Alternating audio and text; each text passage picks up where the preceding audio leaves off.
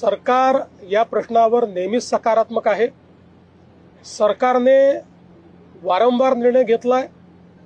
प्रत्येक वेळी जेव्हा अडचण आली त्यावेळी सरकारने निर्णय घेतलेला आहे।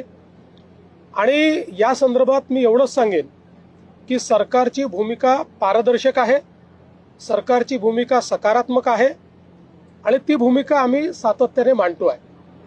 आणि यापुढेही सरकारची भूमिका ही सकारात्मकच असेल। आमचं सरकार सर्व समाजाकरता सकारात्मक काम करणारं सरकार आहे। आम्ही समाजांना एकमेकापुढे आणून भांडण करत नाही, सगळ्यांचं भलं कसं होईल हा प्रयत्न करतो। आणि विशेषतः मराठा समाजाच्या संदर्भात मी पुन्हा एकदा सांगतो, जेवढे निर्णय मी घेतले आणि शिंदे साहेबांनी घेतले एवढे इतिहासात कधी झाले नाहीत आणि पुढेही आम्ही मराठा समाजाच्या हिताचे निर्णय घेतच राहू।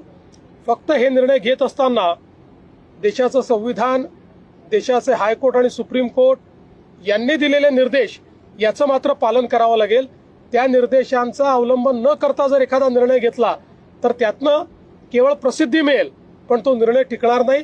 त्यामुळे संविधान आणि न्यायालयाचे निर्णय यांच्या कसोटीवर जे निर्णय आम्हाला घेता येतील त्याच्या कसोटीवर खरे ठरणारे जे निर्णय असतील ते सगळे निर्णय आम्ही घेऊ।